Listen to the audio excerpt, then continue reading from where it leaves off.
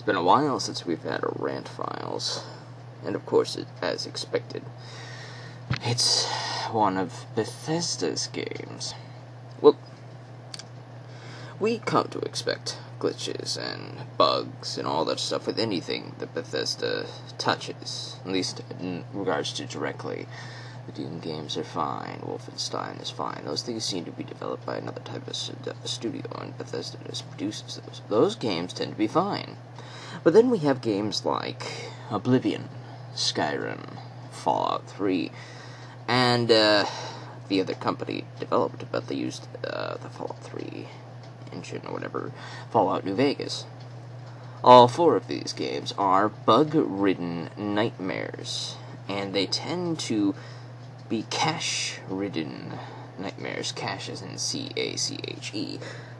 They are safe bloating nightmares, and of course the consolidation, as most people would say, is, just don't spend too much time on a single character. What if I want to? Well, then you say, but why does it blow up? But why does it do that? See, I don't just consolidate these things. I look at them and I wonder why they're there. And I think you could do better and make those not be there. Let's look at a game that the Oblivion team, as far as I'm aware, some of them actually worked on this game. Let me find it. Here we go.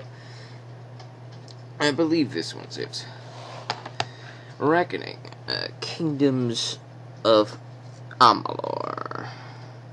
When you look on the back here, it doesn't say it down here. Pity. I remember it saying somewhere that some of the people who worked on this worked on this, or at least they had some hand in it. Now, I understand that this is an entirely different engine, and it uses an entirely different method of playstyle. It uses an entirely different method of flags, cache, and all that stuff, but it has a lot of similar things, such as over 200 plus side quests, factions, skills that almost mimic the types of skills you could find in here in regards to speechcraft and sneaking, pickpocketing, and all that other stuff. There's a lot of stuff that's similar, and there's a lot of stuff that's different.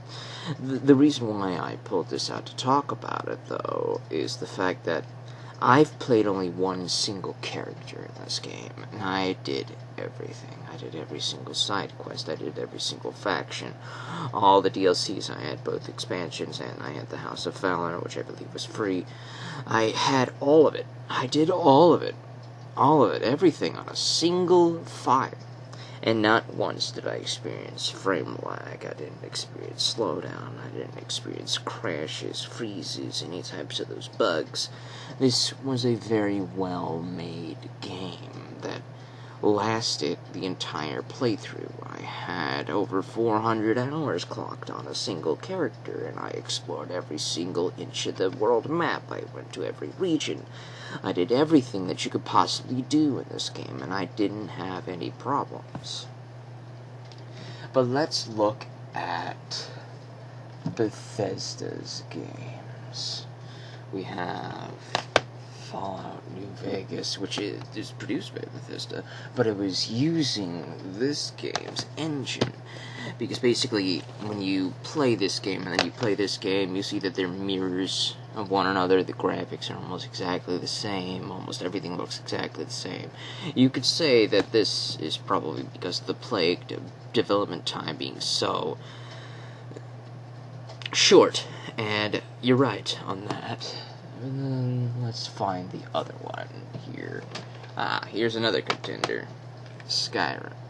Now, I have the Legendary Edition. This should be the latest edition for the PlayStation 3 system before they put it out, like the special edition or whatever for the PlayStation 4 system and the Xbox One system and the PC or whatever. But this should be the latest edition that came to the PlayStation 3 console. And what do all four of these, not this one, but what do all four of these games have in common? Oblivion, Fallout 3, Fallout New Vegas, and Skyrim. What do they have in common? They all experience catastrophic save bloating. Save bloating means that the more you do in the game, the more quests you do, the more factions you join, the more of the map you explore, the more dungeons and all that stuff you unlock, the larger your save file becomes. I'm guessing because of all these hidden flags and things that the game has to keep track of and keep pre-rendered and keep on the back burner saying, hey, this is right here.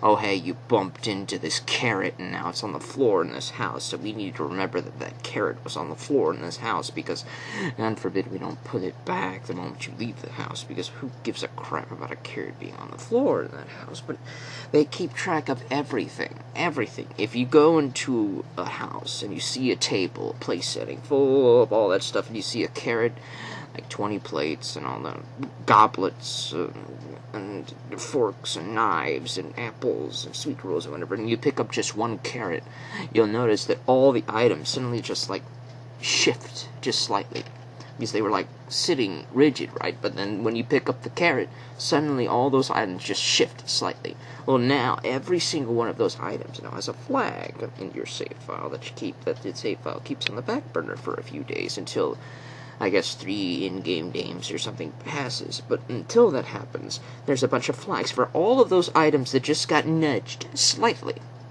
And for every single one of those things, every single thing you do, every body on the floor, everything, there's a flag telling the game's save file that this has happened, that this is happening, that this has been moved, and that this is on the floor, this is in this box now, that this item has been moved from this place, it's in your chest in your house now, etc. It keeps track of all of that stuff, and the save file bloats and bloats and bloats and bloats.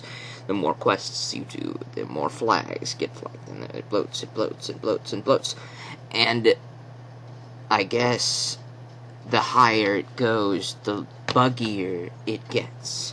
But the question I have is, why? Why does it slow down with all those things? I have played plenty of games on this system. The PlayStation 3 system is my underdog system. I love this system. There's so many great ports, there's so many great games, and the Bethesda games seem to be the only ones that suffer these massive problems. And I understand that they are massive games, so naturally with massive games there's a lot of stuff it has to keep track of, and I get that, I understand that, but why does it slow down? With, let's say, in Skyrim, before I even started the main quests, I did all the factions, and I did the Dawnguard DLC first. So I joined the Fighters Guild, or the whatever version Skyrim's Fighters Guild was called. I forget what it was called. I joined the College of Winterhold. I did the Dark Brotherhood, did the Thieves Guild, I did the Dawnguard. I did all of it. I did all the factions, completed all those faction quest lines, and I did the Civil War quest line. Well, the Civil War was the last faction I did. I wasn't doing the main quest line until I got to the Civil War faction, right? So when I got to the Civil War faction, I started to notice massive problems. Well, I was noticing them a lot earlier than that, but during the Civil War faction, when there were more than about 10 characters, 10 NPCs on the screen at a time, the game slowed to a crawl. I could say that the frames per second would be in the single digits. And I was wondering why. Why are you having so much trouble rendering just X amount of characters? I can pull out a game here that renders hundreds, and you have no slowdown. Again, different engine, different everything, but how is it this thing can render hundreds of entities moving and acting at once? Naturally, you could say that the way this compensates is that your character and the officers of the enemy factions are unique entities, but all of the random mooks, they all have a similar, very, very, very, very, very small, minimal power to utilize them. So, like, let's say a group of, like, 20 mooks have a similar movement about them, and whatever, and they all move in groups, they all do that, blah, blah, blah, there's certain cells and all this stuff. I guess you could say that, you could compensate for that, but how is it that this game can use all those entities with no frame drops at all, but this one can't keep track of 10 or more characters on the screen at a time outside of a dungeon during a Civil War faction questline?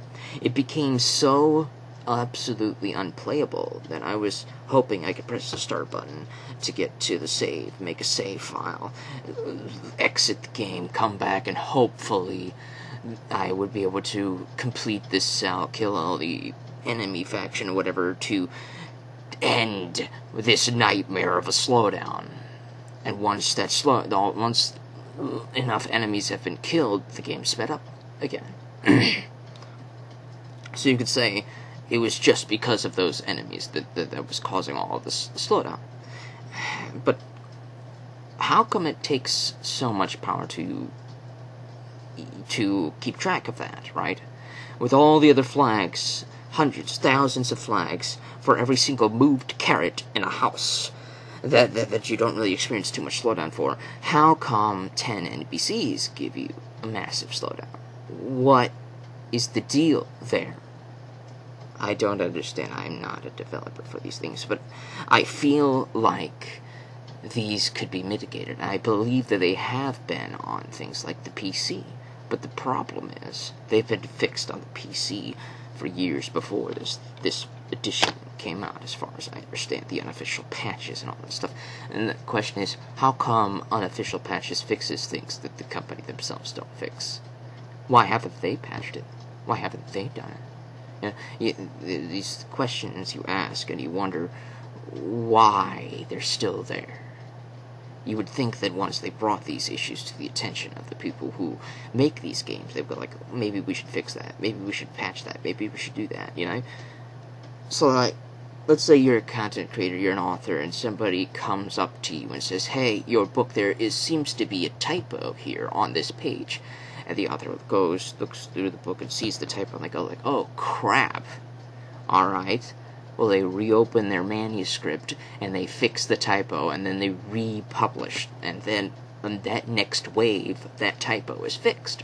Because that's how I think it should be, but I guess after a certain amount of time, especially now, for the PlayStation 3, these will never get fixed now.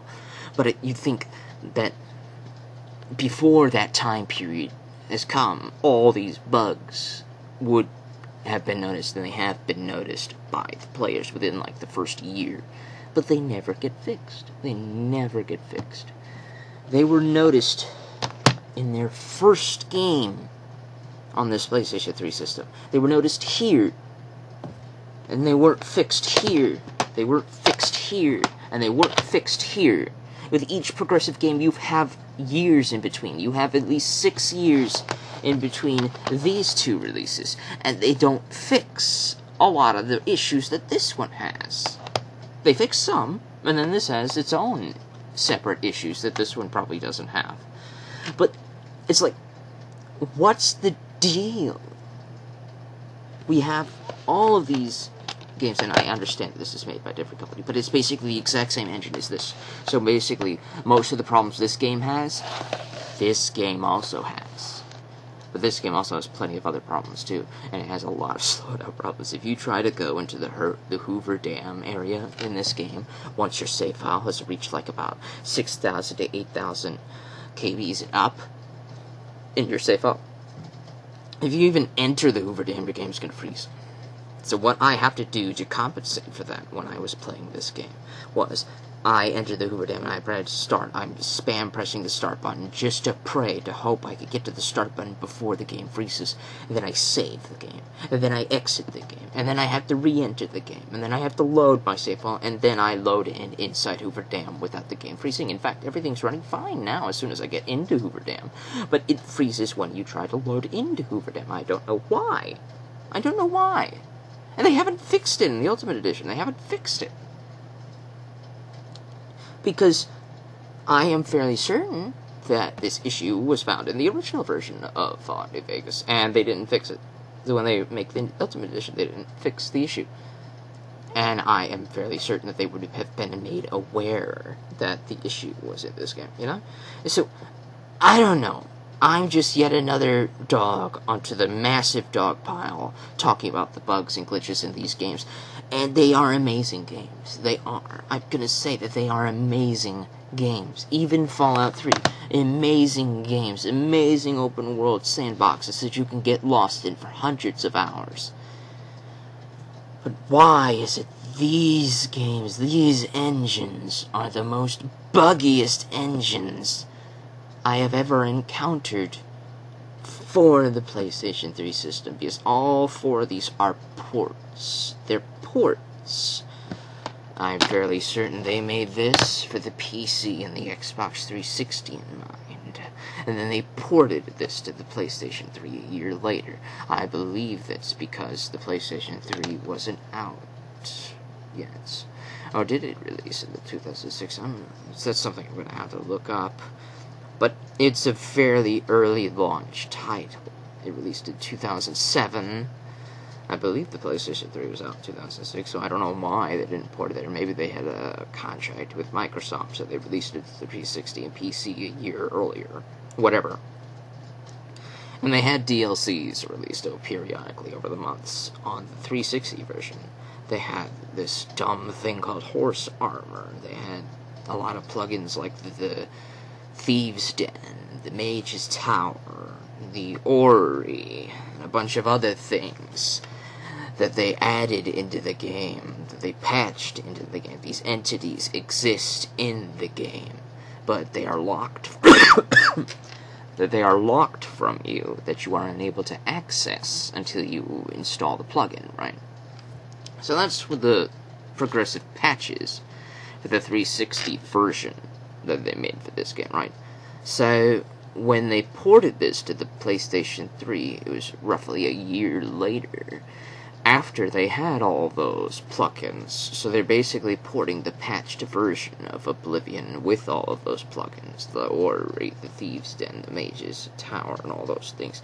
Those entities, a lot of them, have been coded and flagged, saying that they exist, but you don't have the DLC unlocked or whatever, so they're locking it from you so that they don't activate when you boot the game up. But the problem is, those DLCs, the Thieves' Den, the Mage's Tower, the dumb Horse Armor, or whatever, none of those entities exist in the PlayStation Store. As far as I'm aware, they were never there to begin with. I could be wrong. I would have to triple check. As far as I'm made aware, the Game of the Year edition only comes with the Knights of the Nine and the Shivering House, the two big expansions, and all the small things were never added to this. But like the door to the Orrery and the Mage's Tower, in the university, the Arcane University in the Imperial City, when you go into the Imperial City and go into the Archmage lobby, you'll see there's a locked door to the Orrery. This is a plugin that you received in the the Xbox 360 and the PC, but not on the PlayStation 3. It's not on the PlayStation 3. It's not here. But they ported a patched version that has this entity already existing, right? So you would think that if you don't have those entities and you're like your whole DLC PlayStation Store or whatever, which I don't believe existed at the time, this game doesn't have trophies and anything, so you would think that when they port this game over, they would say, hey, let's just give these guys who buy this version the plugins that we had on the Xbox 360 because they're not going to be able to access them. They're not going to be able to get them on this system. So let's go ahead and do that. BCC, let me find it. Oh, I don't want to waste too much time. So I'm just going to go ahead and mention it, I guess. Mass Effect 2 was released on the PlayStation 3, coming with a bunch of free DLC. A lot of that stuff was released for the 360 version, right? So they added a lot of that stuff here, like the Cerberus network and all that other stuff. They gave that to you for free, right? And I believe that you had to pay for it or something for the 360. And they did it again for Mass Effect 3 when they ported that to, I think, the Wii? The Wii? When they gave it to the Wii, almost all of the DLC, the Citadel, the Omega, all of that stuff was free on the Wii version of Mass Effect 3. Like, they gave it to you because they realized we don't have this for this system, so let's just give it to them, right? Let's just give it to them. And that's what a lot of companies did with a lot of these games. I have a bunch of examples, but I'd have to spend time digging them out, so I don't want to do that and waste your time and all that stuff. But when you port something that has been pre-existing on something else that has all the stuff when you port it to this system, give it to them, because the Orrery exists on the PlayStation 3 version of Oblivion. When I enter the Archmage's lobby, there's a door leading to the Orrery, but the plugin does not exist for this console version. It's not on the PlayStation Network as far as I'm aware. It's not the Game of the Year edition. It might be on some Legacy edition. I believe that came out a couple years later. It might be on that, but it's not on this one. And it makes you wonder why they didn't just say, okay, if the Orrery entity already exists, let's just go into the game files and check. Alright, they have the Orrery. Let's just check all those plugins off, because I believe they exist in the patched files and all that stuff. They exist in it. They exist as entities. Clearly, the Orrery does exist. But I can never enter the Imperial Orrery in the Mage's Tower in the PlayStation 3 version of Oblivion Game of the Year edition. I can never enter it. There's no quest to get a key to enter to fix the Orrery, whatever. There's no way to access that entity. But it's going to continue to be there. Whenever you enter the Archmage's lobby, you're going to see that door, you're going to see it's locked, and you're going to see that you will never be able to enter that door, because they just never brought that DLC over. Again, there might be a Legacy edition, but the question is, why wasn't it just on the Game of the Year edition? Why wasn't it just on this? Because you see, a couple of years later, they released the Legacy edition or whatever around the same time this came out. They released this, and then they were like, okay, let's go ahead and release a Legacy edition. I guess they were going to add all the plugins that we didn't add onto the Game of the Year edition that we already had, that we are already clearly able to do. But I guess we wanted to maximize profits on the 360 and PC before we did this for these guys, right? So I guess that's what they were thinking. I guess that's what they're thinking, clearly. But I'm just ranting my mind off right now, thinking that you didn't have to do that. You could have just released your Game of the Year edition and included all of those plugins. Because clearly when you patched it or whatever on your 360 and you ported it, you ported the patched version that includes all those locked doors to the DLC stuff with all those ticket files that say, alright, you don't have this plugin, so we're not going to give you the access to this room, but this room exists, the entity exists, it existed ever since we patched it. But we can never access it on this version, and that is what bothers me. That is what bothers me. Because here you see Game of the Year edition, blah blah blah blah blah. And just, I don't know. At least this version gave us all of the major DLCs, right? At least this version gave us all of the major DLCs, right? At least this version gave us all of the major DLCs, right? It's like they were thinking, oh, they were getting smart, right? They were getting smart, they were getting all those cool crap and all this stuff, but this one, they were like, oh, let's just give them the Shivering House of Knights of the Nine. They don't need the Thieves' Den. They don't need the Orrery. They don't need the Mage's Tower. They don't need any of those small stuff, right? It wouldn't give us any issue at all to add them in, to just check it off and say, okay, you got this plug. It wouldn't give us any issue at all to do that, but we're just not going to do that. We're just not going to do that. We're just going to give you these 2 expansions, and that's it. Because they released this Game of the Year edition, as far as I've made aware, about half a year after they released the original Oblivion for the PlayStation 3. The original Oblivion for the PlayStation 3 being released for the PlayStation 3 about a year after the 360's Oblivion version. And a year after all those DLCs were added, all this stuff, So, in theory, when they released the original Oblivion, you could have added all the plugins that had pre-existed on the 360 at the time. You could have just added all those onto the original Oblivion if you wanted. But they didn't. And the most logical course of action would have been to just do that for the Game of the Year edition, right? That's the most logical conclusion you would have made. But they didn't. They did for all these. They didn't for this one. I guess, I don't know, it's their first try on the PlayStation 3. And it's hard to develop for, but they're just porting it, right? They're just porting it, man. So they could have just ported the plugins, too. But they didn't. They didn't. They never fixed the save loading for all of these. They never fixed it. I will at least say that Skyrim is the most stable of the 4 games here that I've played. Skyrim is the most stable. As in, I was able to do all the factions. I was able to do the main quest. I was able to do the fucking Solstheim era. I was able to do all of it without the game becoming completely unplayable. Now, I've had plenty of game freezes and frame lag and slow down, like with the Civil War quest line, but nothing that couldn't be fixed by restarting the game, right? Nothing that couldn't be fixed by restarting the game. But the thing I want to say is, why do I have to do that? Why do I have to restart the game every 30 minutes to an hour just to make the game stable again? Why? Why? What happens in that hour that makes it so hard to run it? What happens? It's just a genuine question, right? What happens that makes the game unplayable after that, right? You reload the save, and everything's fine, everything's fast, everything's working. It's just when you load into a certain area, when you load into a big area like Solitude, things like that nature, when you load into that stuff, there's some major drops. And you say, oh, just drop the autosaves, it might help free it up a little bit, It's just...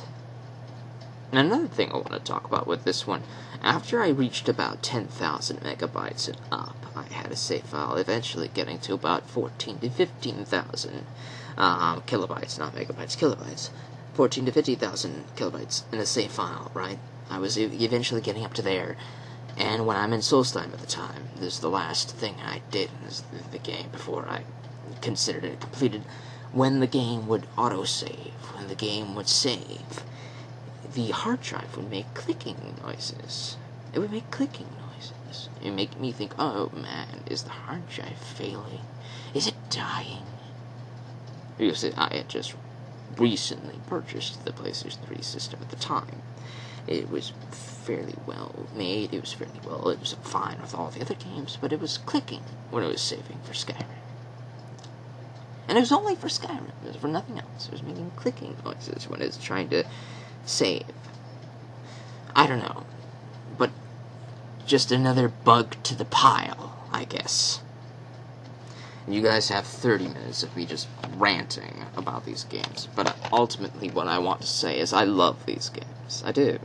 Even Fallout 3, I love them. The DLC, Operation Anchorage, The Pit, Broken Steel, Point Lookout, Mothership Zeta, they're amazing DLCs. The world is amazing. The lore is amazing. The game is great. It's amazing when it works. All 4 of these games are amazing when they work. The problem is, they don't always work. They will eventually become unplayable. I guess most people would say, oh, just make a new character. It fixes everything. The thing is, I shouldn't have to make a new character to fix something that probably shouldn't be there to begin with. You've had 6 to 7 years to fix what was happening in here. You had 6 to 7 years to fix it, to tinker with it, to find out how to solve your save bloating issue. You've had 6 to 7 years to fix it, right? But you didn't. You've known about it ever since Oblivion here. You probably Morrowind has it for the 360. It's just, they never fixed it. They never fixed it. I don't know if they fixed it on the PlayStation 4 versions even. I don't know if they fixed it for Fallout 4. You know, I don't know. I don't have those games for the PlayStation 4 system. I don't have the PlayStation 4 system to test that. I am just able to test it for the PlayStation 3 system with the time that I have available to me to do so. And I've noticed, playing Fallout 3, playing Skyrim, playing Fallout New Vegas, playing Oblivion, the bugs and the glitches add up. But this is the only one that gives you a major point of contention in regards to the DLC. Because at least with all these, I believe they got ported and released around the same time, so everybody got the same crap. So when they released the Game of the Year editions and all that stuff, they gave everybody the same crap. Oblivion is just the only one that said, hey, PS3 version, fuck you. We're not going to give you anything except the Knights of the Nine and Shivering Isles, but fuck you for all the other stuff. Oh, you want the Thieves' Den? Oh, you want the Orrery? Oh, you want the new Mage's Tower thingamajiggy out in the middle of nowhere? Oh, you want all that? Well, fuck you. Buy a 360 and play it there. I kid with this. I just don't know why they didn't do it, you know? They had them. They had them. All you had to do was, like, tinker with the whatever and say, hey, this disc has it on the disc. They have the plugins that say, hey, this version has the plugins. When you start the game up, they're already there. Just like when you start the game up, these two things are already there, right? So why not just include them? You could have done that. Would have done nothing. You would have not had too much trouble. It would have taken maybe a week at most. Maybe. I'm just ballparking. I'm just bullshitting. I'm just ballparking, but I'm thinking you could have done that. It could have happened. But you didn't. For whatever reason, when you came to the Game of the Year edition, you decided not to include them. I don't know why. It's not like PlayStation 3 owners who wanted to play Oblivion could just say, oh, we could just buy an Xbox 360 and buy those plugins there and play it on there. But if that's the case, then why release this version for the PlayStation 3 at all? Why release this version at all? If you're going to release a port, give it everything that the other outlets that can play it have. Give it all of it. Do your best at it. Give it your all.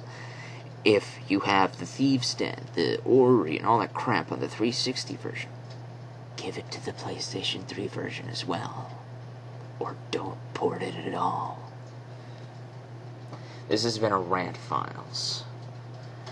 And just 30 minutes of me bullshitting, I guess. Whatever. I love all 4 of these games. I do. And I will probably play each one of these a second time. Probably not on the PlayStation 3, but this is my first introduction to them. Oh, and they never released Oblivion Game of the Year in this red case. They released it in one of these clear cases, but I just liked to give Oblivion a red case because, you know, the little red little label here, and I thought, when you have that, it looks nice when you gave it a red case instead of a clear case. So, yeah, it's just a little small little tidbit here. This one got released with the red case, you know, with Greatest Hits gave you red cases and all that stuff. Whatever.